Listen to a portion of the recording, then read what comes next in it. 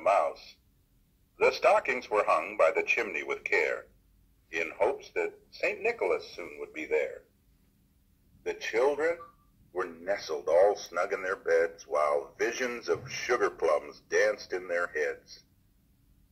And Mamma in her kerchief and I in my cap had just settled our brains for a long winter's nap, when out on the lawn there arose such a clatter, I sprang from the bed to see what was the matter. Away to the window I flew like a flash, tore open the shutters and threw up the sash. The moon on the breast of the new-fallen snow gave the luster of midday to objects below, when what to my wondering eye should appear but a miniature sleigh and 8 tiny reindeer, with a little old driver, so lively and quick I knew in a moment it must be St. Nick. More rapid than eagles his coursers they came, and he whistled and shouted and called them by name. Now Dasher, now Dancer, now Prancer and Vixen, on Comet, on Cupid, on Donder and Blitzen, to the top of the porch, to the top of the wall. Now dash away, dash away, dash away all.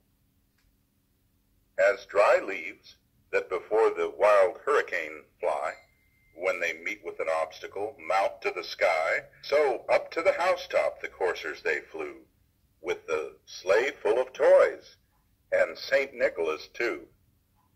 And then, in a twinkling, I heard on the roof the prancing and pawing of each little hoof.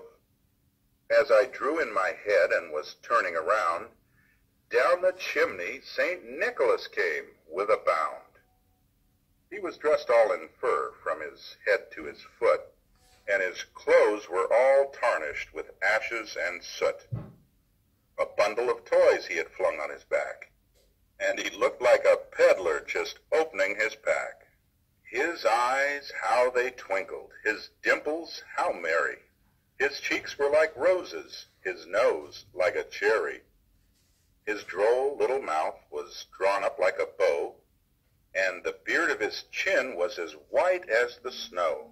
The stump of a pipe he held tight in his teeth, and the smoke it encircled his head like a wreath.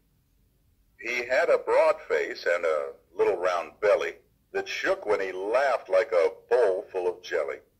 He was chubby and plump, a right jolly old elf, and I laughed when I saw him in spite of myself. A wink of his eye and a twist of his head soon gave me to know I had nothing to dread. He spoke not a word, but went straight to his work, and filled all the stockings, then turned with a jerk, and laying his finger aside of his nose, and giving a nod, up the chimney he rose. He sprang to his sleigh, to his team gave a whistle, and away they all flew like the down of a thistle. But I heard him exclaim, ere he drove out of sight, Happy Christmas to all, and to all a good night.